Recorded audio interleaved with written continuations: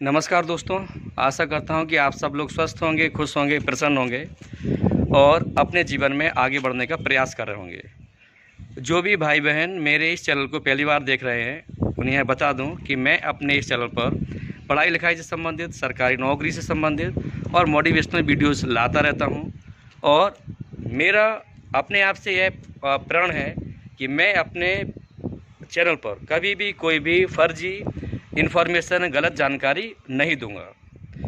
तो दोस्तों, आप लोगों ने मुझे इतना प्रेम दिया कि आपके इस प्रेम ने मेरे इस यूट्यूब चैनल को 1100 से ज़्यादा सब्सक्राइबर्स करवा दिए हैं और आपका जो प्रेम है और भरोसा है वो हर रोज़ बढ़ता ही जा रहा है। दोस्तों, आज का मेरा जो टॉपिक है वो इस बात पर है कि मोदी सरकार की जो अग्निपथ रिक्रूटमेंट स्कीम है वो कैसी है और उस पर मेरा मत क्या है।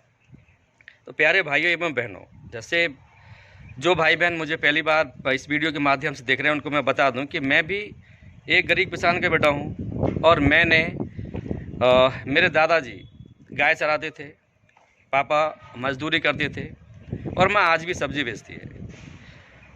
उसके बाद भी मेरे माँ बाप ने, मेरे दादा दादी ने कभी भी मुझे ये नहीं सिखाया कि कभी भी मैं कोई गलत काम करूं, समाज विरोधी काम करूं या फिर देश विरोधी काम करूं। भले ही हम लोगों ने कितनी भी गरीबी क्यों ना देखी हो, कभी भी उन्होंने कोई भी गलत काम करने के लिए हम भाई बहनों को नहीं सिखाया। और शायद आज उन्हीं के संस्कार हैं कि मैं एमएससी कर सका बॉटनी से, एमए कर सका इंग्लिश से, 3 बार सीटेट पास किया, 6 बार एमपी टेट पास किया और जॉब मेरा 2018 में ही लग गया था टीचिंग का। 2008 में, नहीं किया वो मेरी मर्जी सिर्फ इसलिए क्योंकि मैं और आगे पढ़ना चाहता था। दोस्तों, मैं यह वीडियो मुख्य रूप से इसलिए बना रहा हूँ कि जैसे उस स्कीम को मैंने पढ़ा, उसमें है कि आप 4 साल तक जॉब करेंगे, 4 साल में आपकी सैलरी लगभग 11 लाख इकट्ठी होती है और 4 साल के बाद आपको 11 लाख रुपए सरकार एक मुश्त देगी। उसको आप बोल सकते हैं कि रिटायरमेंट के जैसे ही आप मान लीजिए। उम्र कितनी है? 17.5 से लेकर 21 थी, अब सरकार ने 23 कर दी है। तो हम ये मान लेते हैं कि कोई बच्चा 21 साल में भर्ती हुआ है, 23 साल में भर्ती हुआ, 23 साल में उसने जॉब किया, 4 साल, 27 साल उसकी उम्र हुई। आपको पता है कि यूपीएससी में भी आईएएस आईपीएस बनने की उम्र कितनी है? 30 साल, जनरल वाले भाई बहनों के लिए। तो आप मुझे बताएं, एक वो बच्चा, जैसे मैं अपना बता रहा हूँ दोस्तों, मैंने इंडिया के लगभग बहुत सारे अलग अलग राज्यों में पढ़ाया, अलग अलग माध्यमों में पढ़ाया, अलग अलग बोर्ड्स में पढ़ाया। आप यकीन मानेंगे, एक भी जगह मुझे 21,000 रुपये भी सैलरी नहीं दी है। आप नहीं मानेंगे ना। आप मुझे बताएं, जो सेना की भर्ती कर रहे हैं वो मेनली क्या है? 10th पास, 12th पास, मेनली हो सकता है कुछ भाई बहन ग्रेजुएट वगैरह भी हों, लेकिन अधिकतर तो यही है ना, 10th पास, 12th पास। आप मुझे बताएं, 10 और 12 पास हैं आप लोग, और मैं आपकी बुराई नहीं कर रहा हूं कि आप में योग्यता नहीं है आगे बढ़ने की, लेकिन आप मुझे बताएं, आपका मकसद मुख्य रूप से देश सेवा करना है। अभी तो मान लो मोदी सरकार 11 लाख रुपए भी दे रही है, सैलरी भी दे रही है। अगर मान लो मोदी जी अपील करें कि सभी को 4-4 साल तक देश की सेवा करनी हो, किसी को एक भी रुपये नहीं दिया जाएगा, तो भी मैं आपको लिख के दे रहा हूँ कि हम में से बहुत सारे भाई बहन देश सेवा के को फ्री में करने के लिए भी तैयार हो जाएंगे, क्योंकि भारत का नागरिक अभी इतना गिरा नहीं है कि वो अपने देश सेवा के लिए 4 साल भी नहीं दे सकता। बिल्कुल हो जाएंगे तैयार। तो यार, लेकिन वो आदमी, लोग बोलते हैं वो क्या जाने, उसकी ना बीबी ना बच्चे, लेकिन उसके बाद भी वो आदमी, देखो मैं कोई बीजेपी का एजेंट नहीं हूँ, लेकिन मैं आपको सिर्फ अपने संघर्ष की कहानी बता रहा हूँ कि दोस्तों, प्राइवेट स्कूल्स वाले ये चाहते हैं कि आप 2,000, 4,000, 5,000 रुपये में काम करें, और वो भी कब? जब आप ग्रेजुएट हैं, पोस्ट ग्रेजुएट हैं, आप टीईटी क्वालिफाइड हैं, सीटेट क्वालिफाइड हैं, बीएड है, डीएड है, इन सब के बाद भी प्राइवेट स्कूल्स वाले चाहते हैं आपका खून चूसना। तो यार, आप मुझे बताओ, इस हिसाब से अगर आप, एक तो आपको भारत देश की सेना की वर्दी पहनने को मिल रही है, आपको पैसा भी मिल रहा है, इज्जत भी मिल रही है, और फिर जब आप 4 साल बाद आएंगे, और 4 साल में सबको नहीं हटाया जा रहा ना, जो 25% लोग हैं जो बहुत अच्छे होंगे उन्हें तो फिर से रखा जा रहा है कि नहीं रखा जा रहा है। ठीक है, भलाई वो मुझे नहीं पता कितने सालों के लिए रखा जाए, लेकिन आपने 4 साल सिर्फ सुना नहीं है, कोई रील्स नहीं बनाई है, कोई फेसबुक पर अपडेट नहीं किया है, आपने सेना में भर्ती होकर देश की सेवा की है। तो यार आपसे आपका वो अनुभव कौन ले लेगा?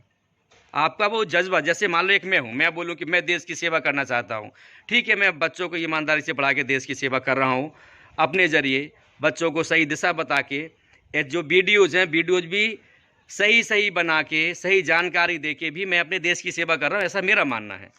तो यार आप मुझे बताओ, आप तो स्वयं बॉर्डर पर हैं, आप तो आर्मी वाले भाई बहनों के साथ हैं, तो यार आपको इससे ज़्यादा, मुझे लगता है इस सम्मान से ज़्यादा कुछ नहीं हो सकता।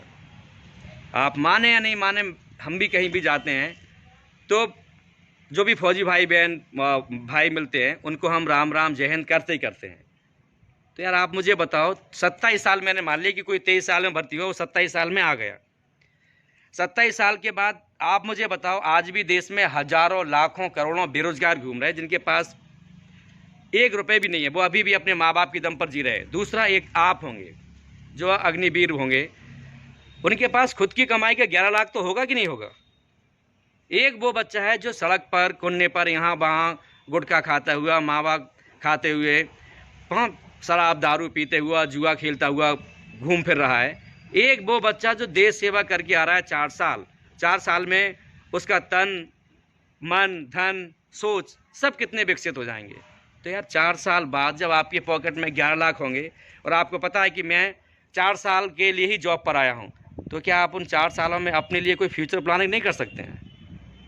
और जो मैं सबसे बड़ी बात बोल रहा हूँ कि आपने जो देश सेवा की है उसका तमगा आपसे कौन छीन सकता है? ना मोदी, ना दुनिया का कोई और शख्स। तो मैं तो सिर्फ इतनी सी बात फिर से बोल रहा हूँ कि दोस्तों, हमने 2 सब्जेक्ट में पोस्ट ग्रेजुएशन किया और इतने अच्छे नंबर लाए, अभी भी आप देख लो एमपी में भर्ती तक नहीं की। तो यार आप लोगों को देश सेवा करने का मौका मिला, आप देश सेवा कीजिए और कुछ चीज़ें समय के ऊपर छोड़ दीजिए। अभी आप ये तो सोचो कि हमें 4 साल देश सेवा करने का मौका मिला है और कमाई करने का भी मौका मिला है। कितने मेरे पहचान के भाई बहन हैं, उनकी शादियां भी नहीं हुई हैं। क्यों? वो गरीब हैं। लेकिन एक तरफ है कि एक तो आपको 4 साल मिल रहा है और 4 साल बाद 11 लाख रुपए मिल रहे हैं। 11 लाख में यार आप कुछ भी नहीं कर पाओगे। जब आपने मेहनत की है, उन हजारों लाखों करोड़ों बेरोजगारों से तो आप अलग होंगे ना, जिनके पास फूटी कौड़ी भी नहीं है, लेकिन आपके पास आपका कमाया हुआ धन है। और जो व्यक्ति अपना खुद का धन कमाता है उसे खर्च भी बहुत सोच समझ के करता है। माँ बाप के तो 11 करोड़ क्या 1100 करोड़ भी हों तो माँ बाप के तो कोई भी उड़ा देगा।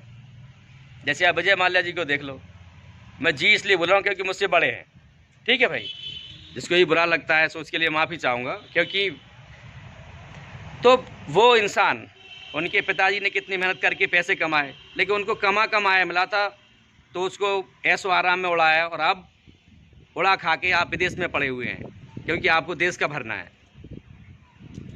तो जब आपने पूरी ईमानदारी से मेहनत से ये जॉब की है, वो पैसा कमाया, तो दोस्तों यकीन मानिए आप उस पैसे से जो आपको 11 लाख मिले ना, मैं बता दूंगा आपको, भले ही मेरा वीडियो आज देखा जा रहा है, बहुत सारे भाई बहन गालियां भी दें, कुछ भी करें, लेकिन मैं यकीन दिलाता हूं कि जो भी भाई बहन ये 11 लाख अपनी मेहनत से कमा के लाएगा, उनमें से बहुत से भाई बहन करोड़पति नहीं अरबपति भी बनेंगे उसी 11 लाख की दम पर। क्यों? क्योंकि वो पैसा उनके खून पसीने का होगा, अपने बाप दादा की जायदाद को बेच के नहीं कमाया होगा। मैं बहुत सारे लोगों को देख रहा हूँ अपने आसपास ही अपने समाज के, अपने रिश्तेदारों को, अरे भाई 25 लाख तो आप लोगों को 11 लाख मिलेंगे ना। मैंने ऐसे ऐसे नालायकों को देखा है जो खुद तो 10 पास भी नहीं है, माँ बाप के 25 लाख 2 साल में निपटा चुके हैं, और दूसरे बिल्कुल 5 पास भी नहीं है, वो 15-15 लाख रुपए एक साल में निपटा चुके हैं और आज फकीर बन के भी घूम रहे हैं। तो यार आप वैसा नहीं करोगे। आप वैसा क्यों नहीं करोगे? क्योंकि जिनके एग्जाम्पल दिया उन्होंने तो क्या किया, अपने बुजुर्गों की ज़मीन जायदाद को बेच बाच के लुटा दिया, क्योंकि उन्होंने कमाया थोड़ी था, कमाया नहीं था इसलिए लुटा दिया। लेकिन आपने कमाया है क्योंकि आपको पता है कि अगर मैंने बॉर्डर पर 1 सेकेंड की भी लापरवाही की तो पता नहीं दुश्मन की गोली मुझे कहाँ लगे और कब मैं शहीद हो जाऊँ। तो आपका मेहनत का पैसा है, सरस्वती माँ आपको भी बहुत आगे ज़रूर बढ़ाएंगे। तो आप अग्निवीर तो बनोगे बनोगे, कर्मवीर भी हो और आप कामयाब ज़रूर होंगे। तो दोस्तों ये मेरी पर्सनल एडवाइस थी। आप जब वो करके आएंगे ट्रेनिंग तो आप मुझे बताएं, आपको बैंक्स वगैरह में गार्ड वगैरह की जॉब्स भी मिलेगी। और मैंने इसको तो बहुत छोटे गार्ड का तो बोला, सबसे पहले तो मैंने यूपीएससी का बोला कि नहीं। अगर आप 23 साल में भी भर्ती हो रहे हैं, 27 साल में आप आ गए, अगर आप में दम हो, आपके पास 11 लाख रुपए हैं, और अभी अगर आप सामान्य के बच्चे हैं, 3 साल आपके पास बने, आप बनो ना आईपीएस। आपके पास 11 लाख रुपए हैं, आप इतने मेहनती हैं, आप आईपीएस नहीं बन सकते क्या? बन सकते हो, आईपीएस भी बन सकते हो, आईएएस भी बन सकते हो। किस चीज़ की कमी है यार? फौज में अधिकतर गांव का बच्चा, गरीब बच्चा जाता है, अधिकतर किसी अमीर का बच्चा नहीं जाता। मैं गलत बोल रहा हूं क्या? अगर मैं सही हूं तो देश की सेवा के लिए सबसे पहले गांव का बच्चा, एक गरीब बच्चा जाता है। तो यार आपके पास पैसे की कमी हुई, एक अनुभव भी आया, आप उस पैसे और अनुभव से खूब पैसा कमाएंगे, इतना मुझे पूरा भरोसा है, और इज्जत तो आप कमा के आएंगे ही। तो दोस्तों अगर आपको मेरी बात पसंद लगे, अच्छी लगे, तो आप अपने उन भाई बहनों तक शेयर करें जो अग्निवीर बनना चाहते हैं, देश की सेवा करना चाहते हैं। और आशा करूंगा कि आप सबका भविष्य उज्जवल होगा। जय हिंद, जय भारत। आपके माता पिता को मेरा चरण स्पर्श। खुश रहिए, आगे बढ़िए।